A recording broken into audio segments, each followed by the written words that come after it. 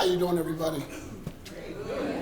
Excuse my voice. I've been at camp for the last couple of weeks with some wonderful young people, and so my voice is a little hoarse because I've been cheering them on. So just excuse the hoarseness inside of my voice.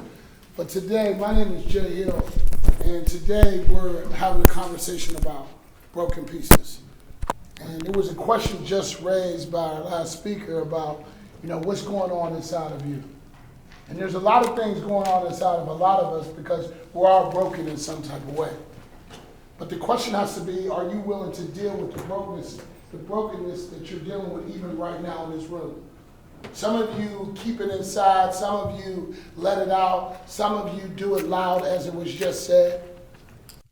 Some of you don't do that at all. Some of you sit in a corner and just keep it to yourself. Some of you sit in a dark room and you're going through some things. And you become this puzzle. You become all these different pieces. And now you're in a room as an adult, but you still haven't dealt with the brokenness when you were 6, when you were 5, when you were 4. And even right now, you're this full-grown woman, this full-grown man, and you're walking around broken. You want to scream out loud, but you're afraid to share. So today, we're going to have this conversation, and I'm going to tell you about me because I stand here as a broken man. I'm a broken man that's been through some things in his life that I'm not ashamed of, but it's just it's been a part of my life because of the choices I made in my brokenness.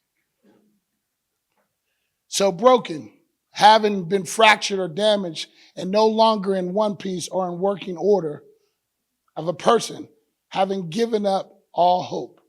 Who in this room has given up hope once or twice before in your life? Raise your hands for me. So we all know that we all deal with it, but sometimes we're afraid to share. If you're bold enough to raise your hand, who is holding on something right now from when you were a teenager? Raise your hands for me. That's good. That's good. Well, hopefully by the time we get through this presentation, you might come to me or come to somebody else or call someone that you can begin to open up and become free.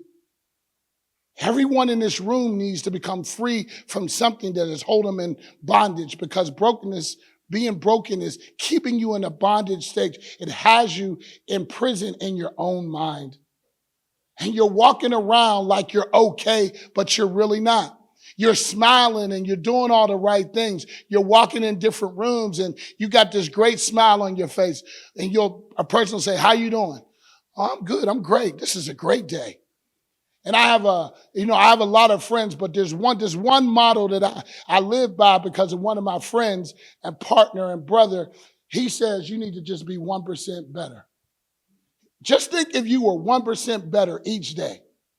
That each day that you continue to grow beyond the 100% that we say is the top percent, but it's not because we got to go past that.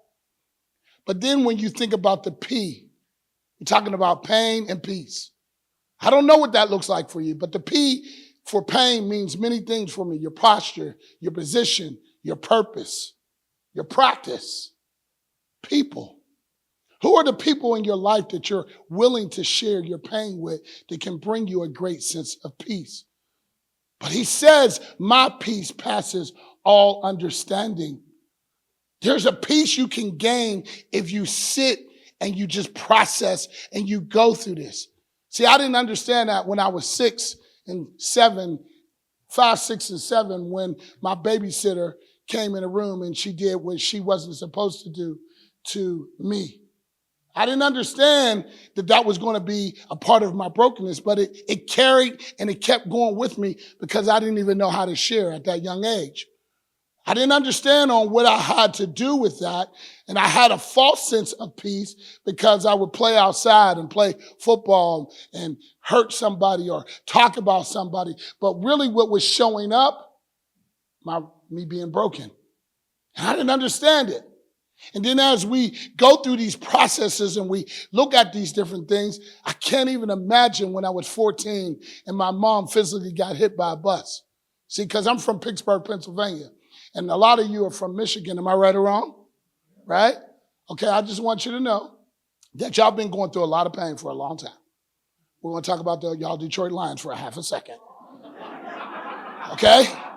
Because you say every year, I know at least 5 of you said it once or twice in your life, and some of y'all are past 50, like me, and you said, same old Lions. Am I right or wrong? Right? Who said the same old Lions? Okay, good. Can I hear y'all just say it one time? Same old Lions. Oh, so y'all don't want to be honest. Y'all want to hold that back. See, you broken in that area. You need to get that together, right? Now, if we're talking about, real football where it's really played, that's a P word too. That's called Pittsburgh, okay? Okay? And that's them Pittsburgh Steelers, And we're not broken. We're just a continuing great organization. I'm just saying. We did win a Super Bowl here for y'all, right? Y'all got a ring from Jerome, okay? Y'all felt good when we played football here. But we play the Lions again this year here in your stadium. And guess what you're going to say? Same old Lions. But I don't want to keep, bantering you now because I want to be a better influence to you. Okay? I want to encourage you right now. I want your mindset to be in a different place because your perspective can keep you broken. So a man thinketh, so is he. If you stay stuck, you will be. If you stay stuck, you will be. If you stay stuck, you will be. Who's stuck? Right now. Is it you? Are you stuck in a position that you don't belong to? Is your posture in a great stance? Are you sitting up in the areas of your life that you need to sit up in? Where are you laying down and going under the covers and covering yourself? Or where are you, instead of using the tear ducats that you have, you're using laughter to hide the tears? Where's the holes in the wall that you've committed to because you've punched, because you're broken? Sometimes you just have to inhale, sit back, process, change your perspective, stop going back to the narrative that doesn't belong to you, and rewrite your story. The only person is in your way is you. You're stopping yourself from moving forward to a place that you belong to, but you don't want to go in that direction because you don't trust his plan. The best plan there is, I don't care what anybody says, is his plan to me. I love him. I appreciate him. I need him. I want him. And he's in me because when I inhale him, I exhale greatness.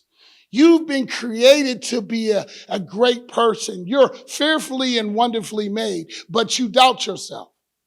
Why? What happened? What was it? If I would take this mic and I would pass it around to every individual, I'm sure all of us in here would be in tears. We'll be hurting because we're all broken and we're afraid to be that V word, to be vulnerable. But you have to get to a point where now you know that one of your friends or somebody in your life, they need something from you and you need to be edifying. You need to edify them so that they can be encouraged and they can grow to a new level. And you can be the person that is going to endure their pain. I said, without endurance, who are we? I don't know how old I'm going to live to, but I know that in 2023, on May 25th, my dad died at 81. And at 8:25, I was going to my truck and I get a phone call and all I heard is, I'm sorry, JJ. Sorry for what? What are we talking about here? I talked to my dad last week. It wasn't a great conversation because he was upset at me and he was an amputee and he was blind. And the last conversation that I had with my dad wasn't great for me. What do you want? No, I don't need nothing. Click. Those were the last words I heard from my dad. But on that day of May 25th, it'll be a staple in my brain for the remainder of my days. I lost my dad. He was smooth. He was consistent. He worked at USS Steel for 36 years. He worked 3 different shifts. He was laid back. He wasn't me. and I'm missing. And it put me in a place that I didn't belong because I hid and I isolated myself, even in a room with a bunch of people. And people have this perspective of who I am and my boldness and my brokenness and being broken. And my rebellion not to stay broken, but my obedience to change, to use the K of broken, to be kind to individuals, to empower individuals, and not live by that narrative of who I once used to be. But that's the only way that I can endure. How are you enduring? What questions or conversation would you like to have after this? How can I empower you and bring change to your life? Because I promise you, I'm strong in leadership. Because I believe a leader should be loyal, empowering, assertive, determined, educated, and respectful. Those are my values, but then I live out those values in moments because sometimes I go back to being broken. And I go back into that broken piece. My wife is there, right up there, and we've been together I met her in March of 04. March 13th of 04. She was in the gym. She was sitting to the right of me.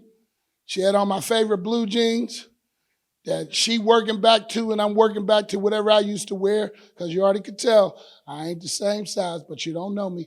It's coming down.